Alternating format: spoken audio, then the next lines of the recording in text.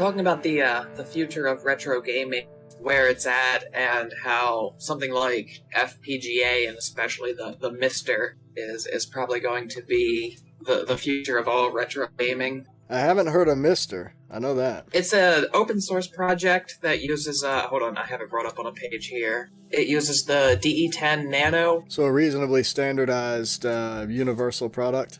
Yes, that's exactly it. Everything's GitHub, it's all open source, everything about it, all sorts of available hardware for it, and FPGA based. So that Mister is a project using FPGA to create a board that could potentially be used for retro gaming? Not potentially. It already is. There's even wholesale products available for it and stuff now. It's basically hardware capable of emulating any system you would consider retro at this point. Well, damn, now I want to look into it and see if I can slap BSP3 on it. They're out there. There's a YouTube channel, Retro Man Cave, who just finished mass producing their own set, including custom, molded cases and things for it to make a universal video game system that should play anything you want to play from the 70s, 80s, 90s, and maybe early 2000s.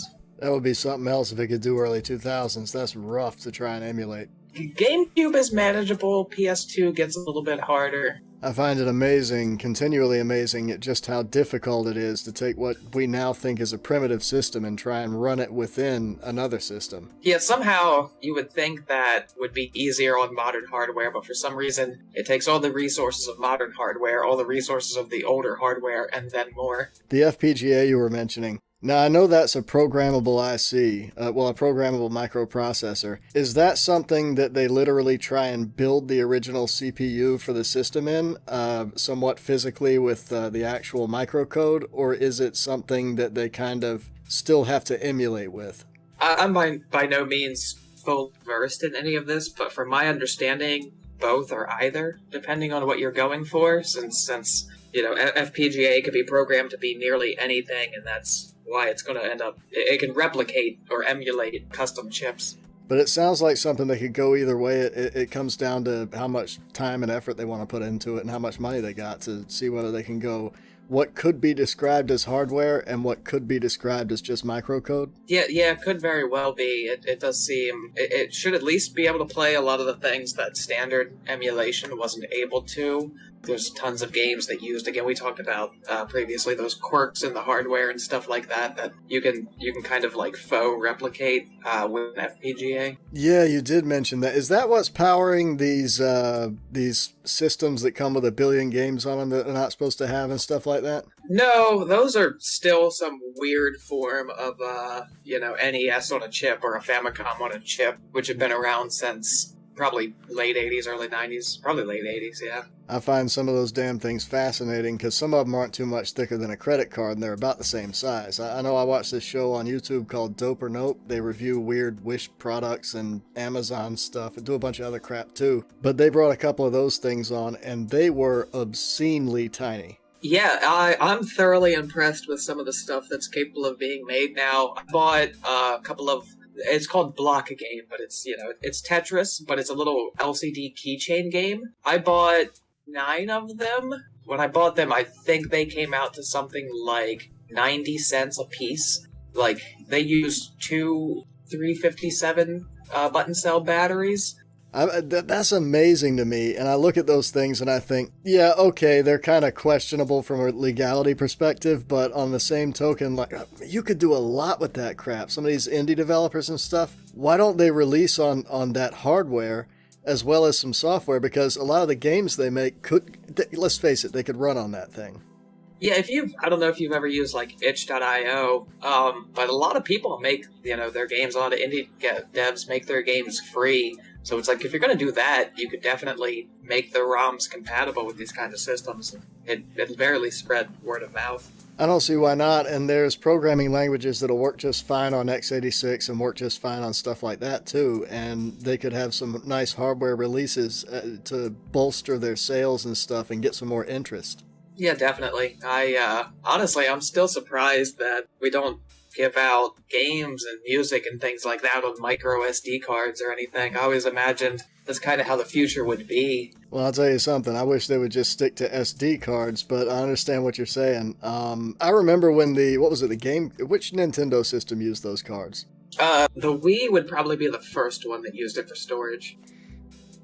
Yeah, that was neat, though. It kind of makes me think about that FPGA again. Is there a way, is that going to help solve any of the problems? For physical media to kick off again, and also for the retro chip, basically the chips that can be programmed to do whatever. Yeah, it can be done, definitely. Yeah, I was sitting back thinking about the FPGA, and I was thinking about those microsystems and stuff, and I was imagining, okay, if somebody could make a pocketable device that would handle everything, say, I don't know, GameCube back, it would definitely upset the entire ecosystem, especially if indie programmers for the PC and homebrew guys for the consoles just started dropping stuff on it.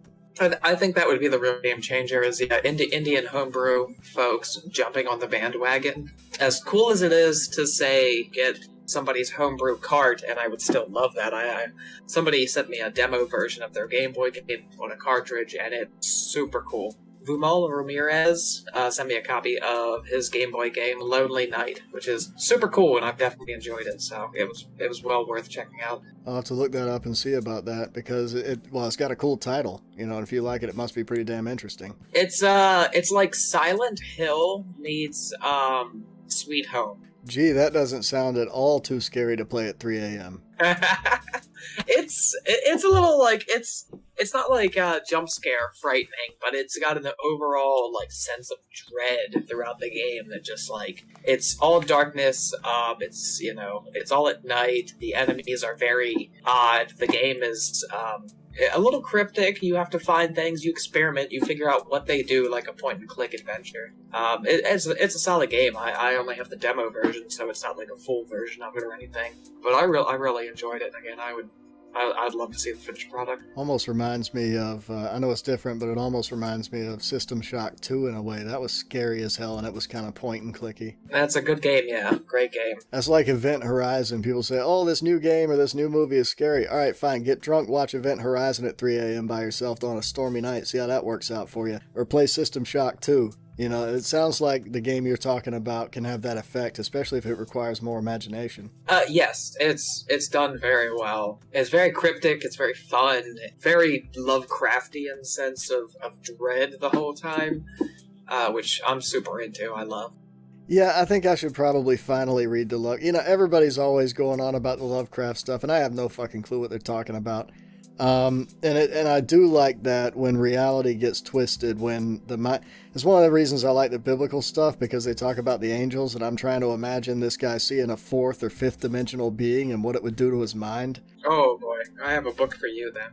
Beelzebub's Tales to His Grandson by G.I. Gurdjieff Jaffe. I have never heard of that. So Beelzebub's Tales to His Grandson is a book about a higher dimensional being, a fourth dimensional being actually, named Beelzebub, who rebelled against even higher dimensional beings, fifth dimensional beings. He was exiled to Mars for 5,000 years, where he built an observatory and watched the entirety of humanity become a thing. And it's all done quite well. Holy shit. Yeah. It's a crazy thing. I'll be damned. That's pretty wild. Cool. Very cool. Thinking about the game that you were mentioning, and I'm wondering, with the FPGA, with the Mister, with your homebrew games, with your indie PC games and stuff like that, is there going to be a place for something like a Retron in, say, 5 years?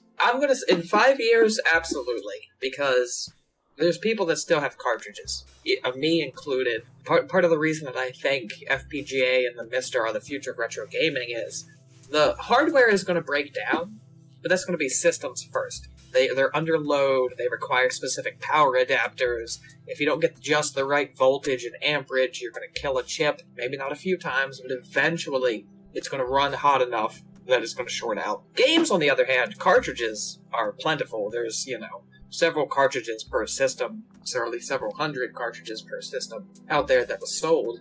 So I think cartridges will be around for a few more decades before they start falling apart, whereas systems a couple of decades before the oldest ones become unusable. Eventually they're going to start failing. So it's a game of numbers in a way, because there's fewer systems and more cartridges. Obviously, the systems receive more wear than the cartridges over time. Yes, exactly correct. That explains a hell of a lot about floppy disk. Yes, it does. But that being said, magnetic storage is also craptastic to begin with. Oh no, it touched something with a slight electrical charge to it. Oh no, you touched it with static. Oh no, you touched the exposed magnetic membrane. One of the things I think is hilarious, I guess it's because people were so careful with them, I know I was back in the day, is that I would say about 80% of the floppy disk I pull out of these old boxes and stuff, I can get them to work. But I think it's... Oh, crap. One of the things I found, and I am almost at this point convinced that it's legitimate, I got a floppy disk with King's Quest. It's just a standard whatever label you want for like a copy. And somebody has written in calligraphy by hand King's Quest on it. It's a 5 1/4 360K floppy. I love stuff like that. Here's the best part. There's 2 really big folders on there, and they're encrypted.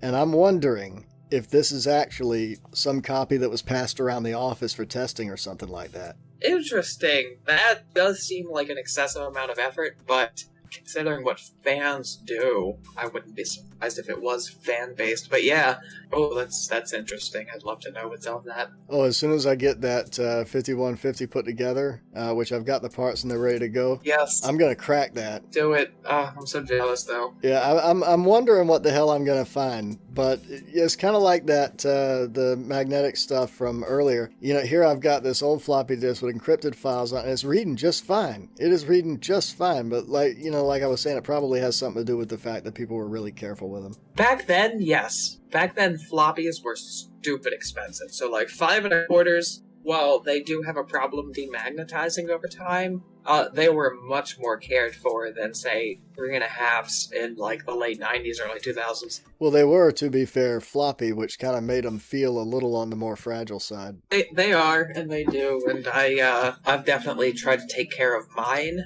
whereas I will say any floppy that I've made myself, I write on it with marker and I throw it across the room. I don't really care. Yeah.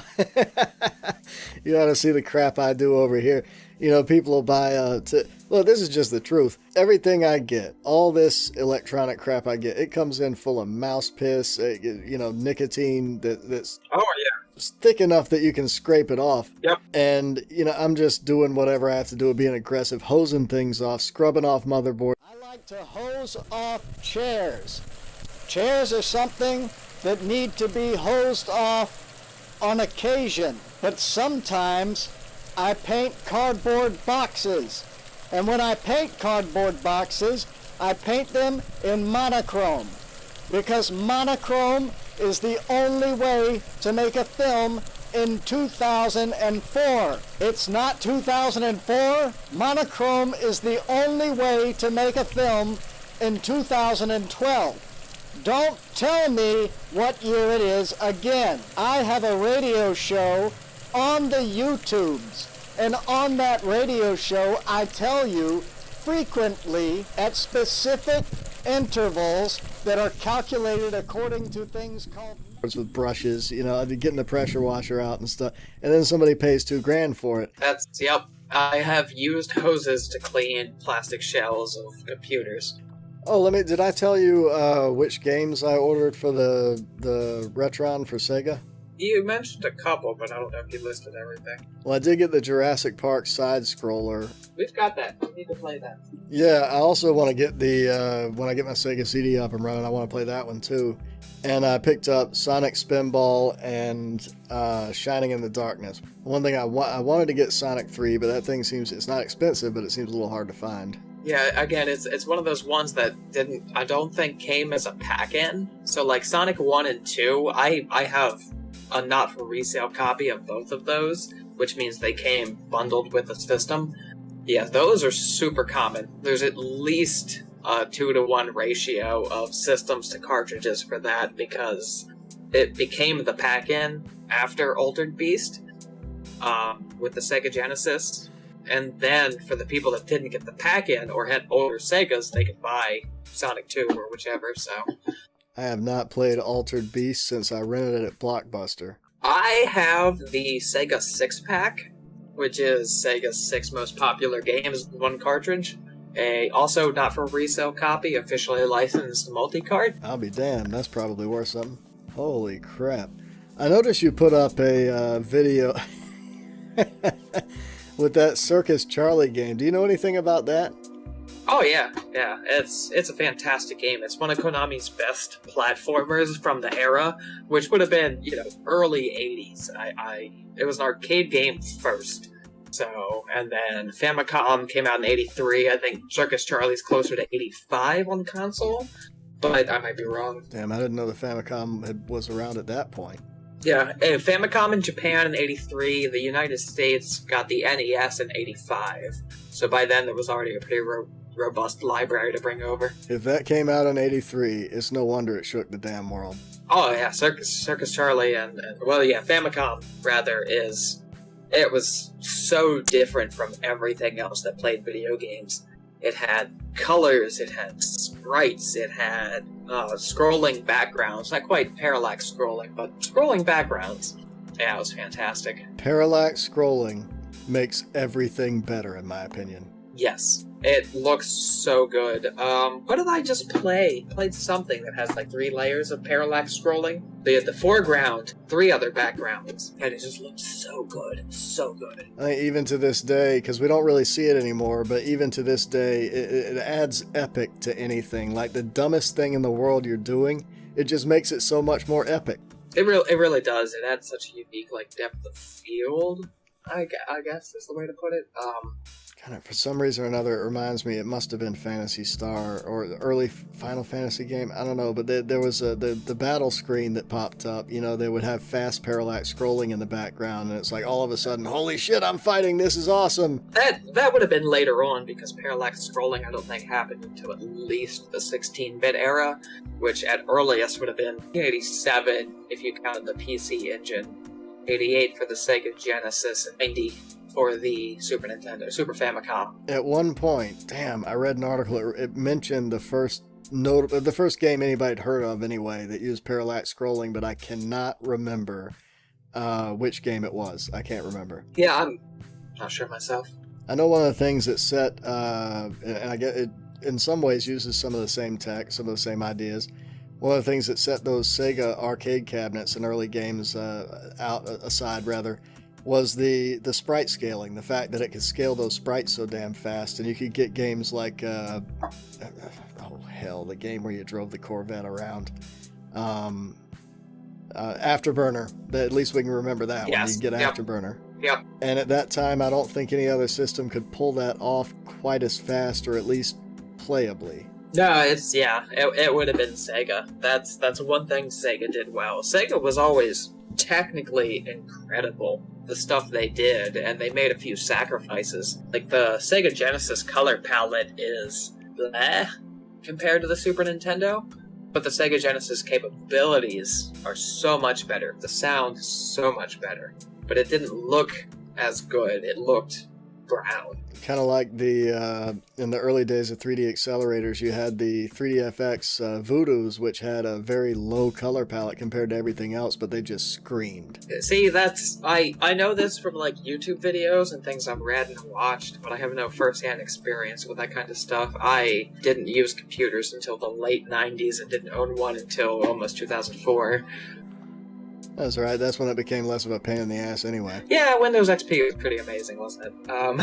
I kind of dug 98 quite a bit. I like 98. I have a Dell Latitude something or another, 51 something. Hold on, it's literally right here. I have to look at it.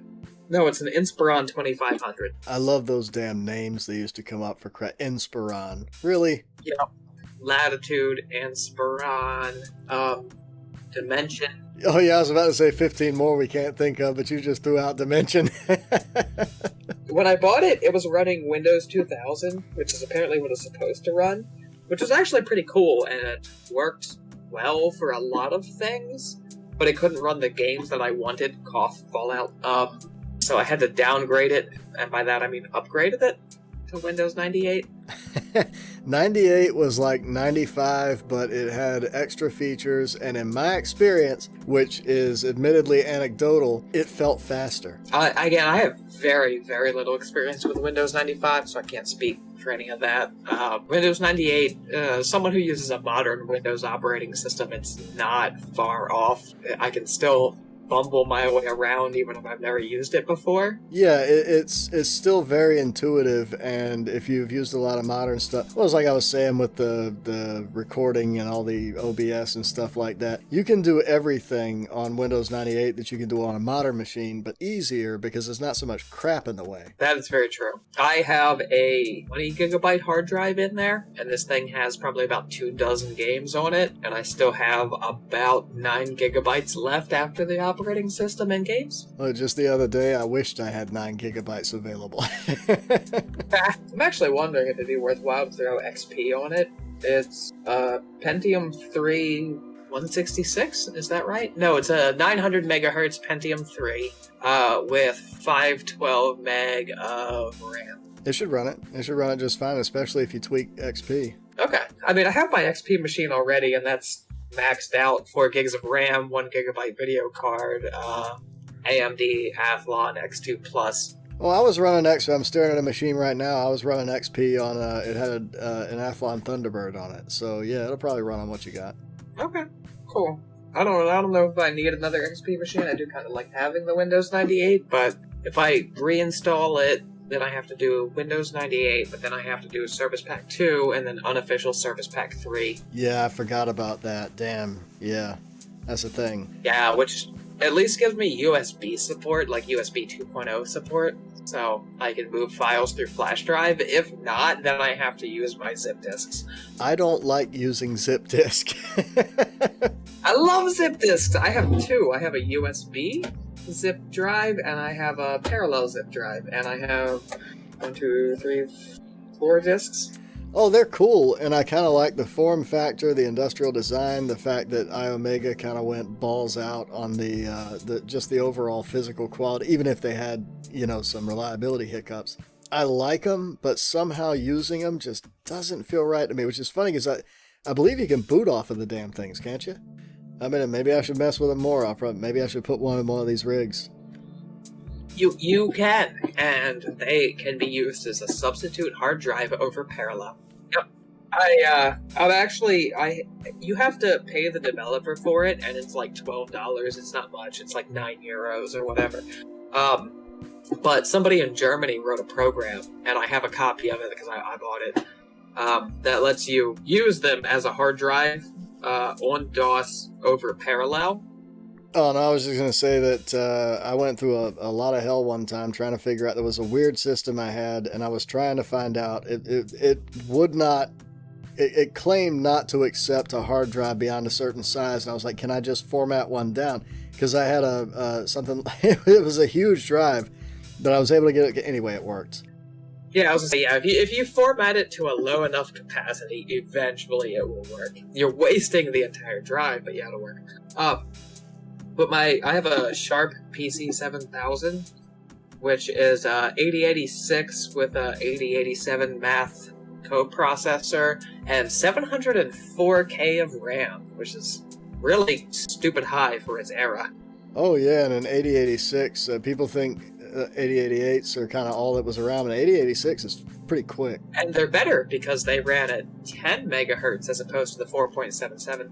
That's true. The best I can do on some of the ones that I've got reliably is to drop in an NEC V20, which just has more efficient instructions, I think. Yeah. Unfortunately, it has 2 built-in, it's a luggable computer, so 2 built-in 5.25-inch floppy drives, and that's it. I have no long-term storage for it. Are those drives mounted on standard racks? Because I've got a whole bunch of hard drives from that era. They're not. They're custom because it's a double 5.25-inch drive. It's a full height, but it's 2 drives in it. I know what you're talking about. I actually wouldn't mind having some of those damn things because I've got a lot of full height drives, and I'm thinking, wouldn't it be nice if I had 2 floppies and a hard drive on the front of this thing? Yeah, that would be awesome. And being able to use this thing would be awesome because, again, that MBC, that Sanyo MBC I have is an 8088 with 640K of RAM. So this thing is technically superior in every way except the 40 by 80 column. Right? No. Yeah. It has a LCD screen with electroluminescent display. Oh, that probably looks pretty cool then. I always like that. Oh, it's so cool. I will definitely send you a couple photos of it. Yeah, I'd like to see that. And another thing I like is the early, I don't like them now, but the early OLEDs, they used to come on receivers and stuff, but they also came on some of those old computers. Kind of dot matrix setups, basically. Okay, yep, I know exactly what you're talking about. I was going to bring it back to the consoles again by asking, how are you recording your consoles and computers? So I use totally original hardware. That's just my preference. I have no problem with emulation, and I use emulation to play things that I simply can't afford or can't obtain. But I have all my consoles hooked up to my CRT, which is run through my 8-switch AV hub, including my VCR and Laserdisc player.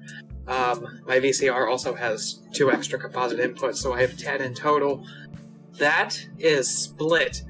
The out goes to both the CRT and to a composite input device to my PC, and then I use OBS to record the gameplay footage itself. I see. I was wondering how the hell you did that. Yeah, when I was trying to figure out how to record the Intellivision, I was like, oh shit, I have to hook it up. So I pulled out something from my stash of accessories, but it was like, oh crap, no, that's an RF modulator that takes it composite to RF. I need an RF demodulator. Where the hell do you get one of those? Well, they're professional video equipment. I was looking them up online, and they run about $80 plus for good ones, or for decent ones anyway. But then it occurred to me, I have a VCR. A VCR is an RF demodulator. That is a good point. Now that I think about it, that's what it is. I was looking it up online. I was like, geez, this is expensive. I don't know what I'm going to do. Like how to capture footage from the Intellivision or something like that. And I was like, oh wait, yep. I already have one. I know LGR did a video a while back on how he recorded things. I don't think I watched that one, though. Yeah, he uses a massive assortment of things. Thankfully, VGA out is a thing that's been around for a while, and EGA and CGA are, compatible with VGA devices for the most part. I should say VGA is compatible with EGA, CGA. I swear I think EGA and 16-bit specifically is where it's at as far as graphics and color and both nostalgic and still playable today. I swear I think EGA is kind of where it's at. It's definitely, good enough to play. I have no problem with monochrome. My Sanyo MBC is monochrome, although it has EGA and composite out, which is pretty cool. EGA and damn, what the... No, I'm sorry. I think it's CGA. I think CGA out and composite. But it has composite out, which is really cool. What did Sanyo intend to do with that thing? First off, it's overpowered, and it sounds like it's got, a ludicrous amount of connections for the time. Yeah, it's... funny enough, it's only like 70% DOS compatible. It's not entirely capable of running everything a DOS computer would. What's it running, CP/M or something like that? No, it was intended to run its own version of DOS, which was heavily edited. Oh, like those damn Zeniths. I've got so much of that crap. Yeah. Yup. Very similar. Very similar. It's so frustrating because sometimes the discs aren't labeled, and I'll try and install that on a 5150 or something, and then there's gonna be some hiccup. You wouldn't think there would be, but down the line during testing, burn-in, there's gonna be some stupid thing I didn't consider. Yup. Well, thankfully it runs DOS, and I only ran. Now hold on. I have 3.3 and 4.04. I can't remember which I ran on it, but it ran just fine. Everything worked. I didn't run into any issues with games, but I know eventually there's going to be some software that's not compatible. Yeah, there's going to be something. It may not be a game, but there's a lot of old software that's not games that's pretty bad at. Well, another thing, NES and certainly Atari and a whole bunch of other systems back then, They had a lot of weird stuff on it. Some productivity. The Nintendo even had like a network you could log into, I think.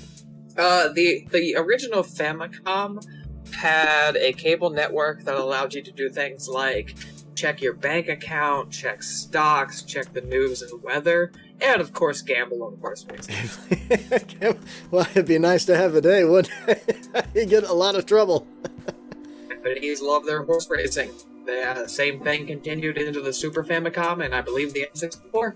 I have one of those really shitty horse racing games, Derby Stallion. Yeah, I have zero experience with those things. Like, I think my first networking experience, of course, beyond BBS's, my first graphical experience was that Imagination Network I'm always talking about. But I don't think I never even used the PlayStation 2 modem. Nope, never had one. Yeah, I don't even remember why we had it, but we did have dial-up access, and I remember actually downloading the first demo of Doom. And it's one of those things where people say, oh, when you died back then, no, in Doom, the imps didn't eat you after you died. Well, fuck all it did in the first release, that I remember. That's funny. Did you have a fax modem, or was that like a coupler modem? Like, what era was this? It was basically, what was the first one? Might have been a 400. But, because I remember Arctic Adventure, which is actually a very tiny game, we couldn't download because it was just going to take too long. It was going to fuck everything up. Excellent game. I've been meaning to get that for the MSX, but it's very expensive because it's Kojima's first game. I got that somewhere not too long ago, and it somehow or another plays on Windows 10 just fine. I don't remember where I got it. For the first time after all those years, it was the one game I never could download. And it's fun. It is. I wasn't disappointed at all. Yeah, Arctic Adventure and Penguin Adventure were Kojima's first games. Has there ever been... I know they had some weird peripherals back in the day, or accessories for consoles. Has there ever been like a flute accessory or something you blow in? So, not specifically that I'm aware of, but there have been sound devices. The first one that I'm aware of was probably the microphone for Hey You Pikachu on the N64. I never saw it, but I do remember hearing about that game. Oh god, I bought it the day it came out. So yeah, Hey You Pikachu. I got home at like 10 o'clock at night after getting this game. And I think I was up until probably 1, 2 a.m. And this, Hey You Pikachu came out in like 97? 98, as a matter of fact. And it was a game with a microphone where you could speak into the cartridge and give it commands. After that was like Seaman, which came out in like, 99, 2000? Seaman, I haven't heard of that one.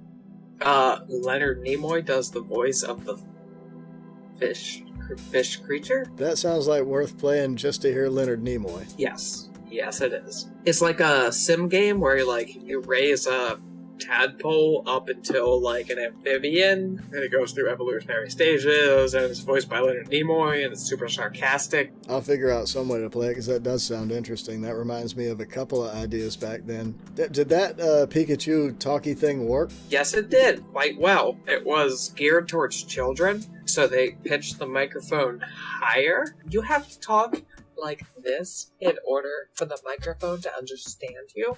Because if you lowered your voice, it wouldn't understand it and you couldn't interact and play the game. And a lot of adults are finding that out in the last, few years. That thing would never work for me then, with my Jack Sparrow speech and the tone and all this stuff. But honestly, I've never played a Pokemon game for more than about 30 minutes. I got it on the 3DS XL, but for some reason or another I stopped using it. I don't remember, but I just hadn't played it all the way through. Okay, well, Hey You Pikachu is a very different subject. It's a virtual pet. Mid-90s, it was the thing. Tamagotchi, etc. You should play Pokemon. I would personally recommend either Gen 4 or Gen 5, so Diamond, Pearl, Platinum, or Black or White, or Black 2 or White 2. Why can't they just call them 1, 2, 3, 4, and 5? Because they started with Green and Red, and then Blue came out, and then Red and Blue, and Yellow, and then Gold, Silver, Platinum, and now they're trapped. Now they have no choice. That's just a pain in the... and that's one of those times when I would go back and re-release them all with common sense names. But I know sacrilege. No, if the names just get more complicated. Yeah, that's true. Then you've got the Final Fantasy scenario where 4 was 6 and 2 was something, and it's just, hell, I don't even remember which one was which. Fun enough, it's actually the same with Pokemon. So in Japan, you had the original Red and Green, which were early versions of the game. In the United States, you had Red and Blue, which were actually revisions of the game. Like, Blue actually came out way later, and Red was based off of Blue with updated sprites and gameplay and bug fixes, etc. That's the Pokemon world sounds like complicated, but if you tell me just which one to play, that's the one I will play to start off with. It's like Fire Emblem. I wanted to start messing with that, but I looked at it, I was like, oh my god, which one do I start with? The cheapest one, because you will never play any before the 3DS, unless you want to spend like $200. Good point. Yeah, with Pokemon, though, I would recommend Gen 4. I think Diamond, Pearl, Platinum on the DS, they're reasonably priced. They're still like $60, but that's what a normal, like, modern game costs, so it's not absurd. And that's still, I don't mind paying retail price for an old game because I used to pay retail price for them. Well, the thing is, games are cheaper now than they ever were. Yes, they are. People don't realize that. Yep, back in 1991, you would pay $75 for a brand new Super Nintendo game. Phantasy Star was $120. Anything in the Phantasy Star series. That's that $95 or $75 on Super Nintendo